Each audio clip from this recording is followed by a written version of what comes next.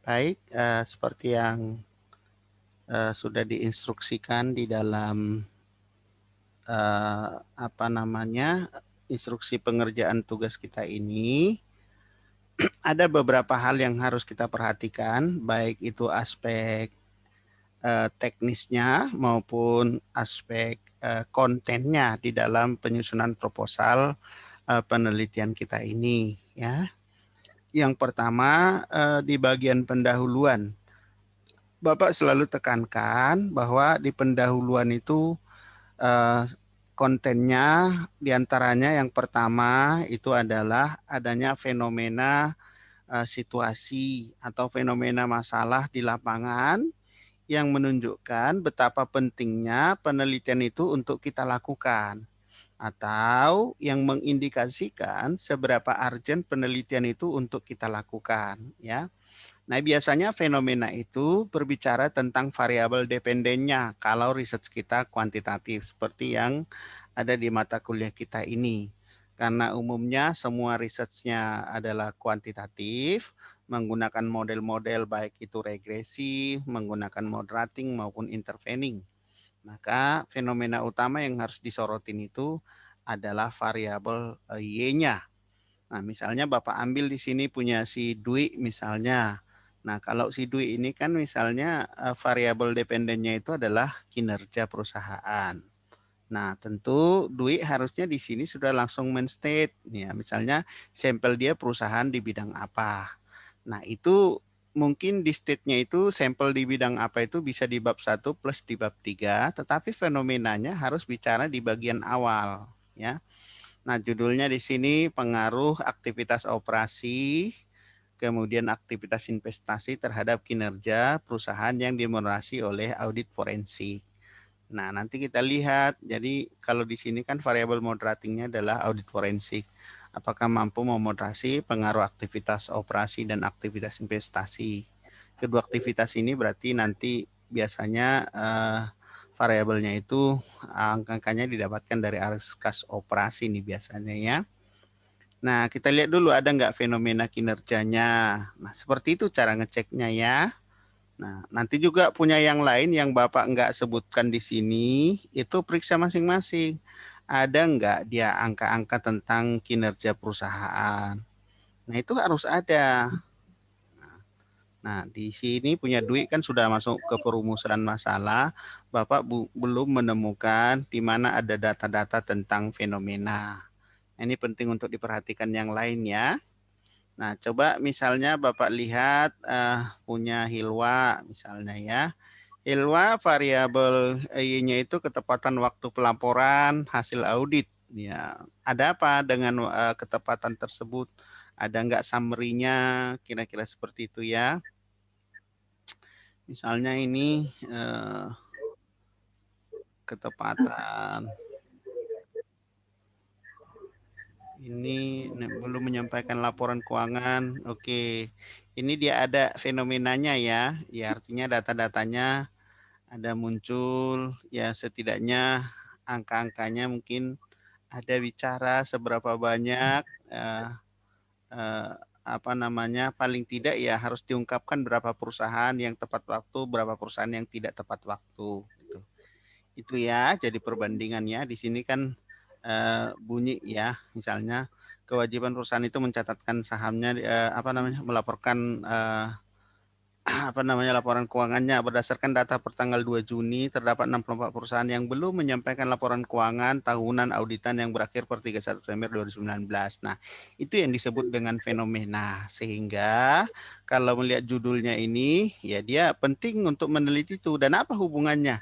Apakah terkait operasional case-nya, ya, atau mungkin cost of debt-nya. Nah, ini biasanya kita hubungkan, ya.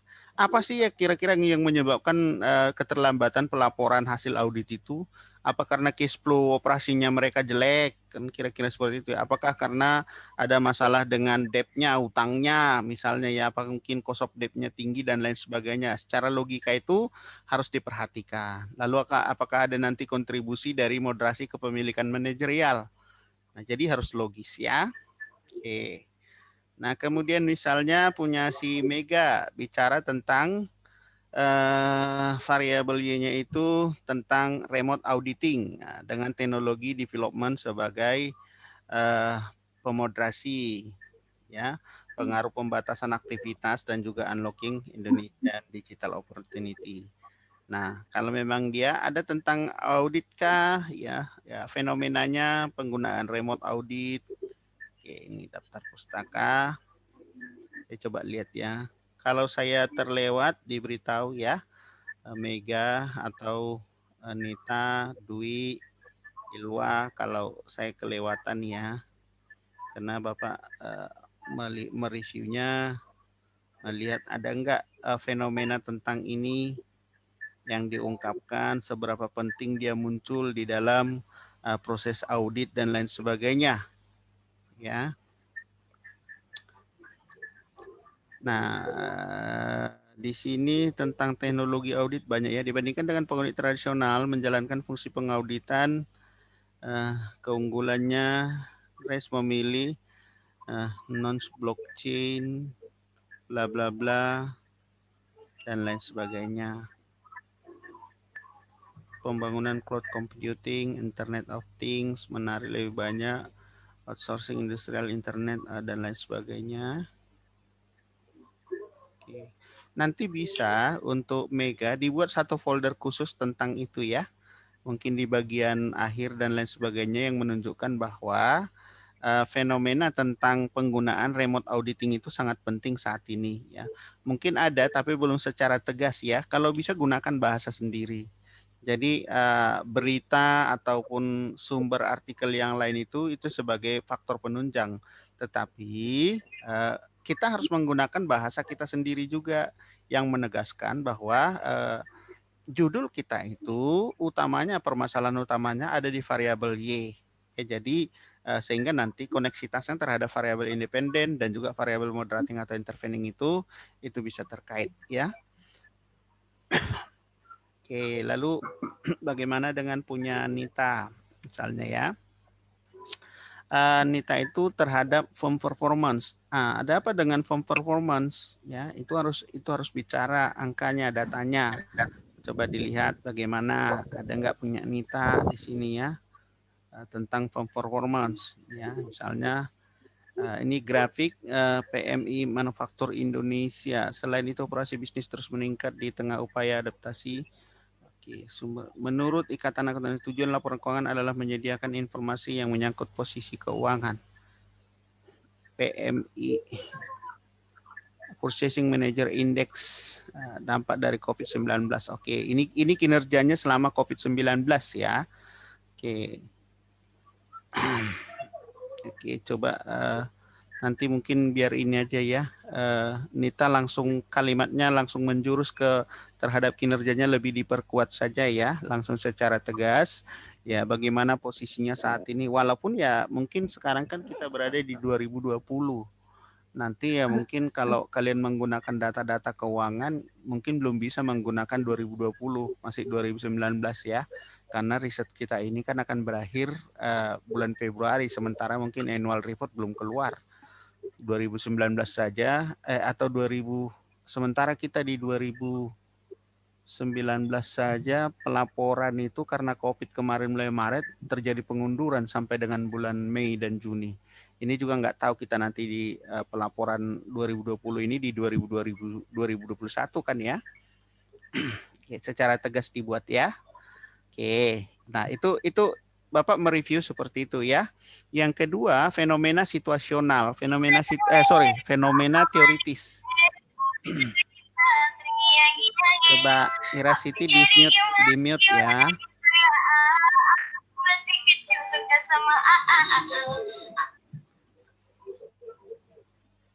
Ira Siti di mute ya, jangan ini. Oke, kemudian selanjutnya ada juga yang sering Bapak ungkapkan fenomena teoritis. Nah, fenomena teoritis itu di dalamnya itu adalah riset terdahulu sampai di mana dan posisi kita apa bedanya dengan riset terdahulu. Nah, paling tidak temukanlah penelitian terdahulu tentang topik ini sudah sampai di mana. Mungkin antar variabel independen dengan dependennya mungkin sudah ada. Tetapi belum ada penelitian yang menempatkan variabel moderatingmu sebagai variabel moderating, atau yang menempatkan sebuah variabel yang ditempatkan sebagai variabel intervening. Ya, sehingga intinya itu sebenarnya membedakan penelitianmu dengan penelitian terdahulu gitu loh. Jadi sudah sampai di mana riset yang berhubungan dengan topikmu itu menjadi pendukung atau menjadi penelitian terdahulunya. Nah, biasanya Bapak selalu bilang gini ya, paragraf pertama itu fenomena situasi, ada angka tentang fenomena variabel Y. Paragraf kedua itu bicaralah tentang penelitian terdahulu udah sampai di mana. Ya, penelitian terdahulunya udah sampai di mana terkait dengan judul kita itu gitu ya. Jadi supaya fokus ya. Oke, misalnya Nita di sini paragraf keduanya tujuan laporan keuangan dan lain sebagainya. Menurut penelitian Putri, kapital intensitas rasio, intensity ratio dan rasio intensitas aset adalah perbandingan aset terhadap bla bla bla bla. Mungkin apa bedanya penelitian terdahulu di pendahuluan dengan penelitian terdahulu di bab 2 pada saat proses pembentukan hipotesis? Itu berbeda.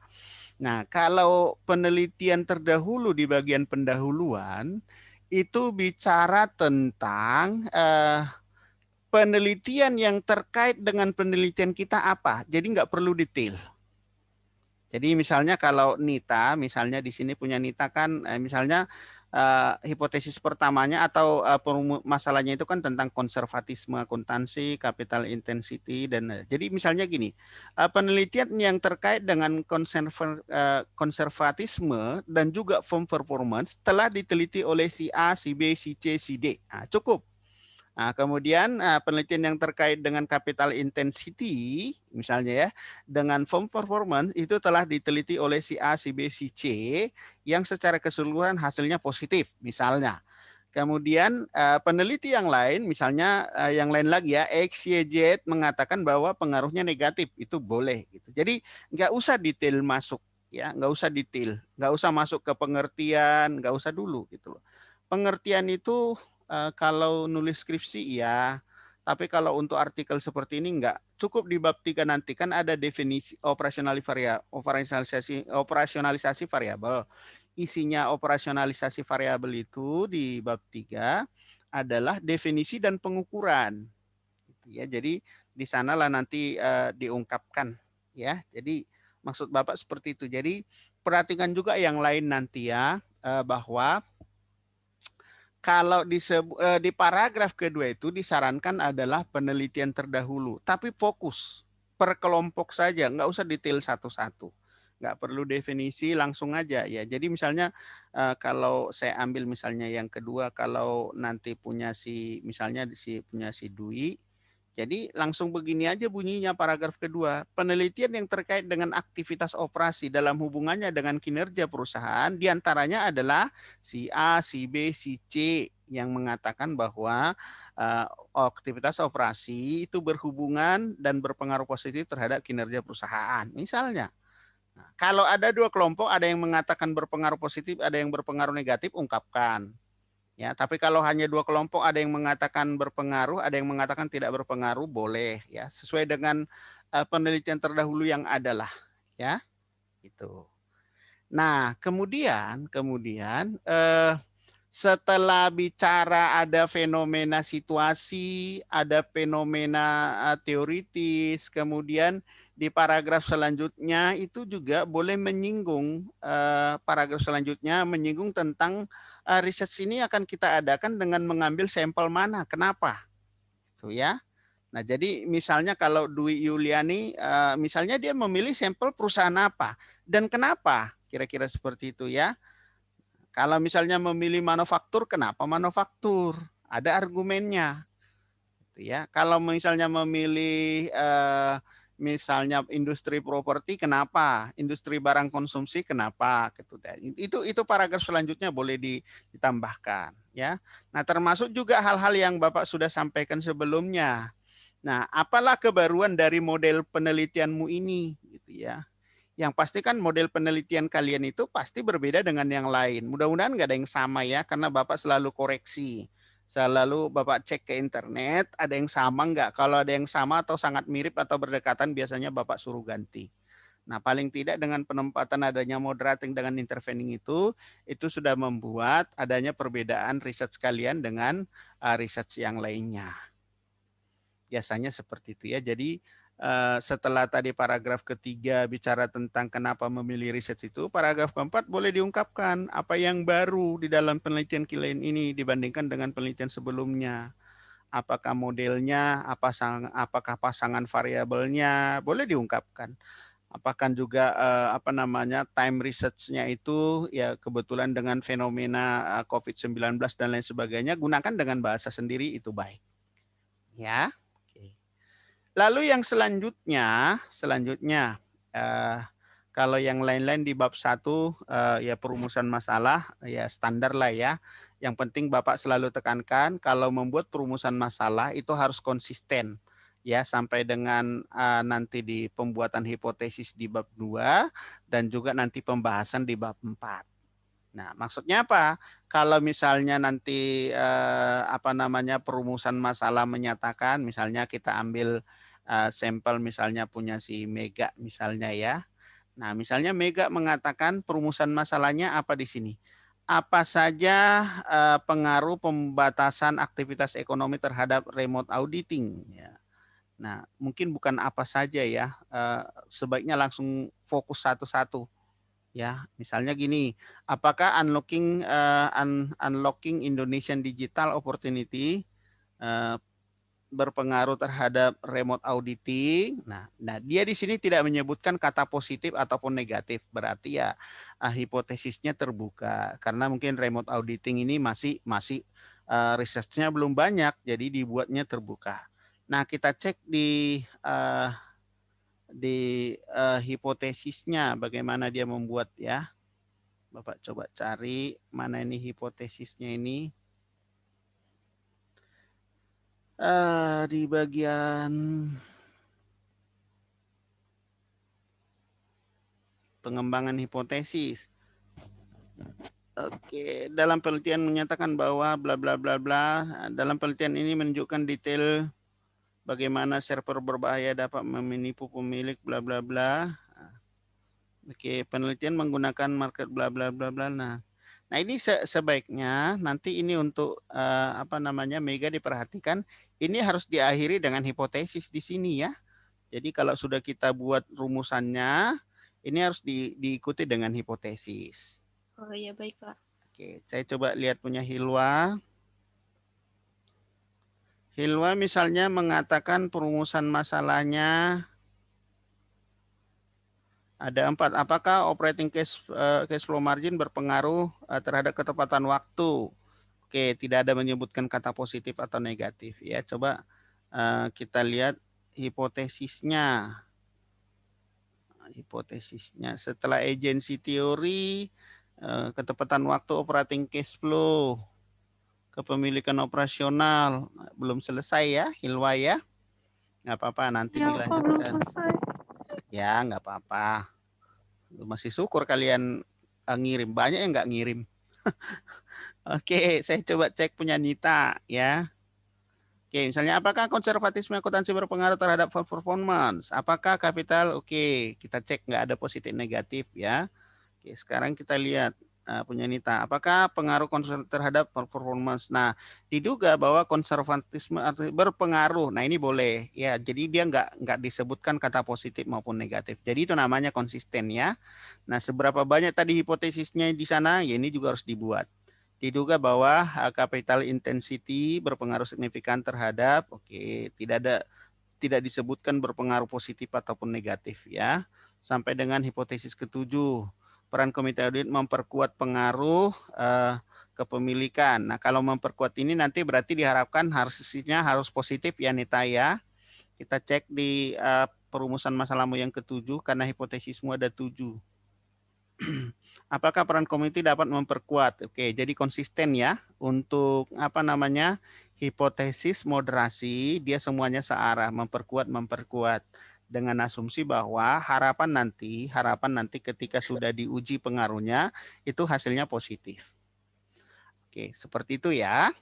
Oke. Nah, kemudian di bagian grand theory. Nah, grand theory itu di bagian bab 2, setelah kita menyebutkan grand teorinya, bahas dalam satu paragraf, jangan panjang-panjang. Bapak selalu bilang, kalau bicara tentang grand theory itu harus singkat padat dan diakhiri dengan alinea itu diakhiri dengan penjelasan keterkaitan teori tersebut dengan penelitian kita apa. Gitu. Ya. Nah, misalnya coba Bapak lihat lagi punya duit misalnya, ya. Apa grand teorimu kamu pakai di sini? Misalnya ya. Belum ada, Pak. Oh, belum ada ya. Enggak apa-apa. Saya cek misalnya punya Hilwa. Apa grand teori yang dipakai di bab 2? Nah, misalnya agency theory. Oke, Jensen and Macklin sudah pasti. Jadi kalau udah bicara tentang Jensen and agency theory itu hanya Jensen and Macklin yang punya teori itu ya, itu gunakanlah itu. Nah, setelah membahas itu, hubungkan apa keterkaitan penelitian ini dengan penelitian sebelumnya gitu. Ya. Misalnya kalau di sini menjalankan kegiatan mengambil keputusan teori keagenan masih tentang teori. Nah, di sini asimetri informasi. Nah, ini Hilwa masih kurang. Paham ya Hilwa ya? Jadi maksudnya setelah membahas tentang konsep agency teori, kalimat di sini mungkin ada 5, 6, 7 kalimat yang menjelaskan hubungan grand theory ini dengan penelitianmu.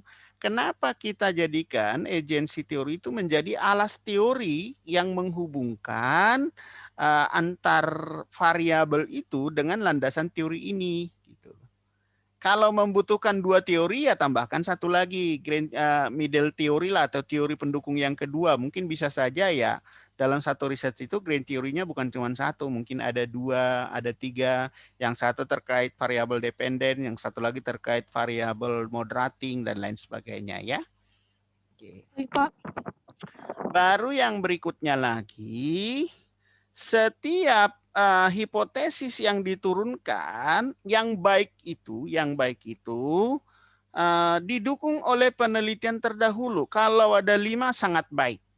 Kalau ada 5 penelitian terdahulu sangat baik. Ya, kalau yang porsi sedang-sedang ya paling tidak 3 penelitian. 3 penelitian ya. Nah, coba Bapak cek kembali misalnya punya Nita misalnya. Nita membuat berapa penelitian terdahulu di sini misalnya ya untuk hipotesis 1 banyak ya. Nah, tetapi sekaligus ya hipotesis 1 banyak, yang terbaru itu 2020 ada 1 atau 5 tahun terakhir lah Bapak cek misalnya ya. 5 tahun terakhir ada berapa banyak Nita? Misalnya di sini ada 1. Oke, ini memenuhi kriteria cukup banyak ya dan saya lihat mayoritas dari luar. Nah, ini bagus. Hanya yang kurang Nita kebaruannya ya. Kebaruannya kalau boleh gunakan yang 5 tahun terakhir riset terdahulunya. Tapi ya paling tidak sudah ada. Nah, sekaligus juga untuk yang lain-lain diperhatikan semua harus pakai Mendeley. Ya, ini Nita sudah cukup rapi, tetapi yang seperti ini jangan salah ya Nita ya. Desi Natalia, harusnya kan Natalia saja. Jadi jangan 2. Jadi kalau Sihar Tambun, Tambun saja. Kalau 2 penulisnya, ya misalnya Sihar Tambun Riri Sitorus, ya berarti kan Tambun dan Sitorus, ya. Nah kalau 3, ya berarti Tambun et al. Ngerti maksudnya ya? Et al-nya juga diperhatikan. Misalnya seperti ini, Ahmed et al. Et al titik, et al-nya ini harus cetak miring. Ya, et al-nya itu harus cetak miring. Nah, seperti itu. Ya.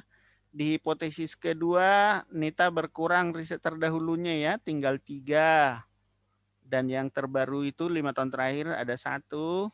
Kemudian di hipotesis yang berikutnya ada 2018, ya selalu ada yang baru ya, tetapi ini hanya 3 lagi ya. Kemudian untuk hipotesis yang keempat ada 2016, 2019, 2020.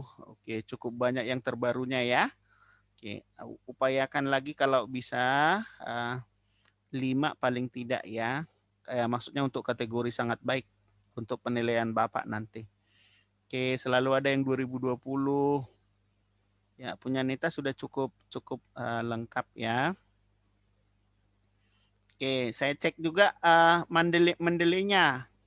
Nah, mendelenya ini sudah rapi. Jadi ada juga beberapa yang masuk, cuman nggak Bapak tampilin di sini ya. Kadang dia cuman judulnya saja, nama penulis dan judulnya. Nah, tidak ada dia terbit di mana gitu ya. Misalnya kalau ini kan ada ya di Counting Review, Jurnal Ilmiah Research Akuntansi, kemudian Kajian Ilmu Akuntansi, dan lain sebagainya gitu.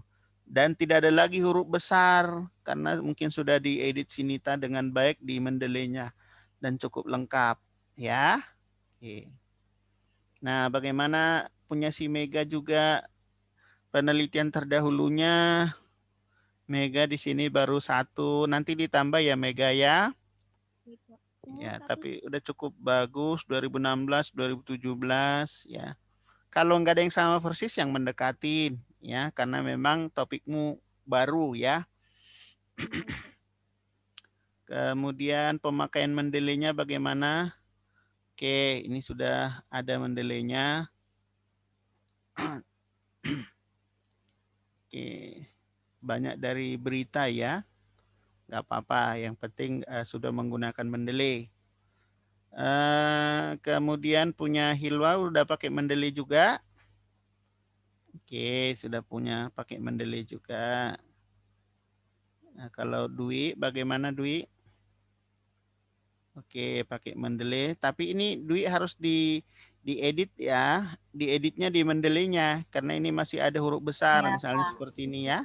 Ngeditnya jangan di Word, tapi di Mendeley-nya ya. Supaya rapi semuanya. Karena kalau di Word kita edit, tiap kali masuk indikat apa namanya yang baru, eh, apa namanya kutipan yang baru, dia akan teredit lagi. Kembali menjadi huruf besar. Oke, itu bagian-bagian yang penting juga ya. Nah, sekarang karena Dwi belum nyampe ke bab 3, coba ke indikator pengukuran variabel di bab 3-nya ya, operasionalisasi variabel. Itu bagian yang sangat penting juga ya di bab 3. Nah, misalnya ini punya Nita. Operasionalisasi variabel ini kan terbagi dalam 2 bagian besar ya, yaitu biasanya definisi dan pengukuran ya. Jadi mulailah dari definisinya apa, misalnya ini sesuai dengan penelitian Emi Febrani seperti ini harus diedit ya Nita ya. Ini apakah Emi atau Febriani dan Mas Likah 2020, misalnya kalau misalnya penulisnya 2 orang. Kalau penulisnya 3 orang langsung et al, Emi et al misalnya, atau Febriani tergantung yang mana penulis pertamanya.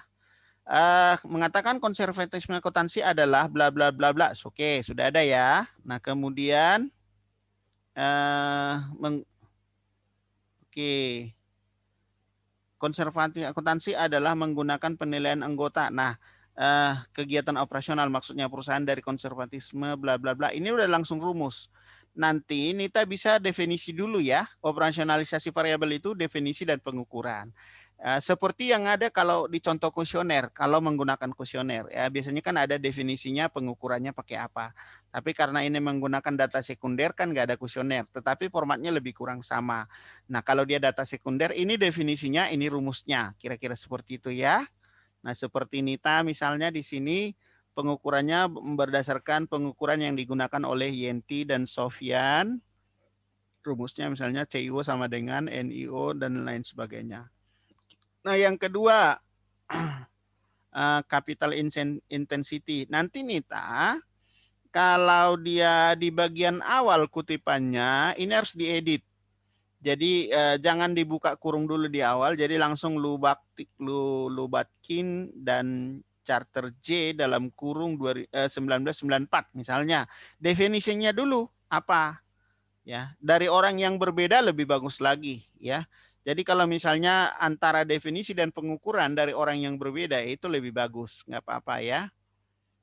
Sama ini juga Nugraha dan Mulyani karena ini adalah kalimat pembuka, jadi nggak boleh menggunakan tanda kurung. Ya, mendefinisikan modal intensitas sebagai besarnya ini definisi. Ya, kemudian pengukurannya menurut siapa? Apakah yang di atas? Nanti dipisahkan ya. Jadi mulailah dari definisi ya menurut siapa. Kemudian rumus mengikuti rumus siapa, ya. Kalau dia data sekunder, istilah yang digunakan rumus saja. Tapi kalau dia menggunakan data primer atau kuesioner, gunakanlah istilahnya itu indikator pengukurannya apa, ya. Nah, kemudian di sini yang lain-lainnya sama ya, caranya persis ya. Jadi semuanya pengukurannya bagaimana ya. Kemudian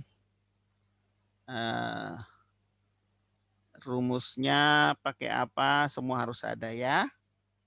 Oke. Kemudian kalau untuk model, kalau sembari saya Bapak cek juga punya si Mega ya. Mega udah nyampe bab 3. Oke, populasi, prosedur, operasional variabel. Ini masih umum ya. Nanti dipisah satu-satu ya Mega ya. Jadi pengaruh bla bla bla terhadap mounting kemudian terdiri dari variabel bebas dan terikat. Langsung aja variabel independennya 1, 2, variabel dependennya 1, kemudian setelah itu di bawahnya lagi variabel moderating atau interveningnya.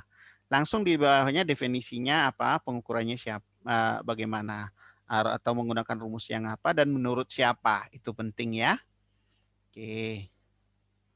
Kemudian gambar model ini oke, menggunakan intervening. Berarti ada 7 hipotesis ya. Oke. Nah, biasanya yang jadi perhatian untuk peneliti-peneliti yang modelnya menggunakan intervening, kadang kalian bisa menemukan pengaruh X1, X2 terhadap interveningnya misalnya. Kemudian kalian juga menemukan pengaruh X1, X2 dan Y terhadap Z. Nah, kebetulan Z-nya di sini variabel Y-nya misalnya ya. Nah, tapi Pak, bagaimana saya nggak bisa menemukan ada penelitian terdahulu yang mengatakan pengaruh X terhadap Y dan dampaknya terhadap Z? Ya memang nggak bakalan ada gitu ya.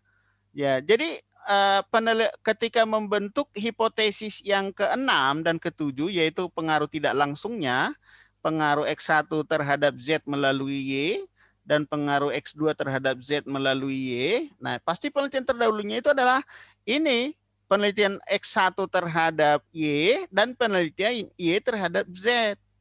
Nah, tetapi nanti setelah menempatkan penelitian terdahulu di atasnya, gunakanlah kalimat sendiri sebagai kalimat penyambung yang menjadi benang merah mengaitkan kenapa variabel Y dalam hal ini adalah remote auditing ya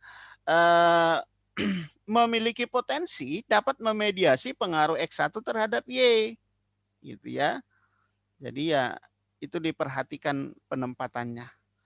Tadi judulnya si Mega, pengaruh pembatasan aktivitas analog Indonesia terhadap remote auditing dan teknologi. Oh, ini beda ya, Mega. Beda ini gambar judulmu dengan ini. Harusnya kalau iya, gambarmu intervening tetapi judulmu moderating. Nah, jadi gambarmu ini nanti kayak punya Sinita ya dari atas ya.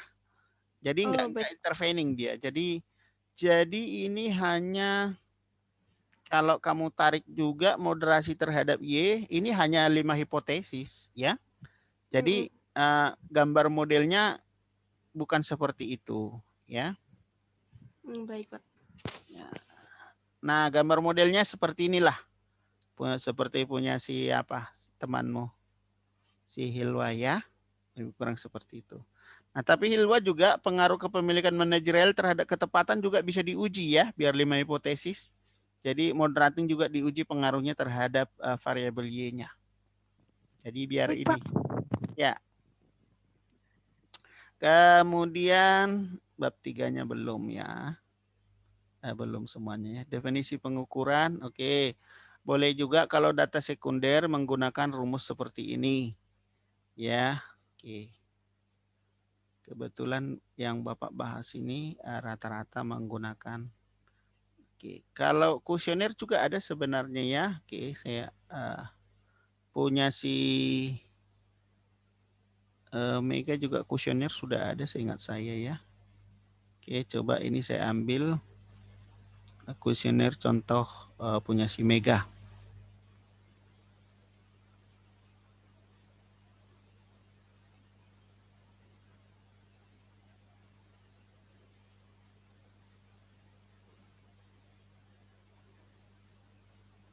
Nah, udah tadi belum ya?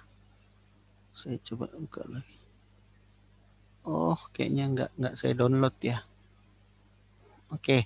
Nah, kalau untuk yang lain-lain nanti diperhatikan saja ya, karena waktu kita tinggal 3 menit ini. Perhatikan yang Bapak jelasin tadi dan bandingkan punya masing-masing, ya. Jadi pengumpulan untuk tugas seminar audit ini hari Rabu depan. Untuk seminar pajak itu hari Selasa depan. Ya, jadi disesuaikan semuanya ya. Jadi diperhatikanlah poin-poin inti itu, ya. Pada saat sekali lagi Bapak bicarakan, Bapak sampaikan pada saat bicara tentang fenomena situasi, di sana harus ada angka-angka yang terkait dengan variabel Y, ya. Atau penjelasan lah paling tidak yang fokus terhadap variabel Y.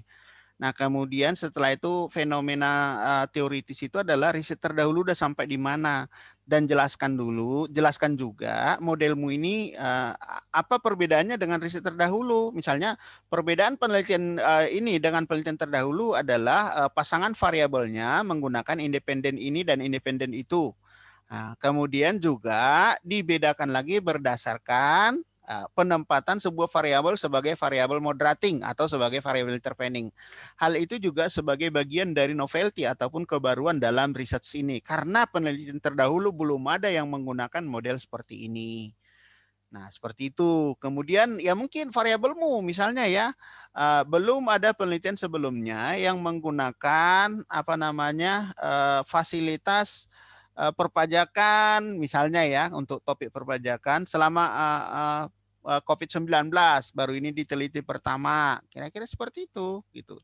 Jadi sebutkan aja perbanyak menggunakan bahasa sendiri ya daripada mengutip-ngutip dari sana sini ya.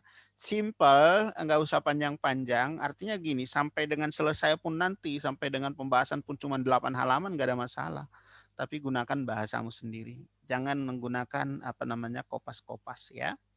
Nah, kemudian setelah itu nanti jangan lupa juga menggunakan grand teorinya apa gitu ya. Kemudian jangan lupa juga menjelaskan keterkaitan grand theory tersebut dengan penelitianmu ya. Nah, kemudian tadi harus konsisten antara hipotesis dengan pertanyaan penelitian atau perumusan masalah di penelitian. Nah, kemudian juga Bapak sudah menekankan tadi pentingnya penelitian terdahulu itu ya misalnya gunakan 5 tahun terakhir ya. Nah, lebih bagus lagi kalau menggunakan dari artikel internasional semuanya ya. Nah, kemudian jangan lupa pakai mendeley semuanya, mendeleynya harus rapi.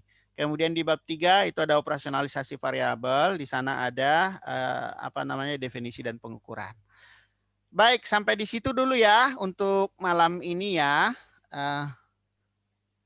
Saya screenshot sebentar, takutnya udah mati. Sudah ya, sampai ketemu ya.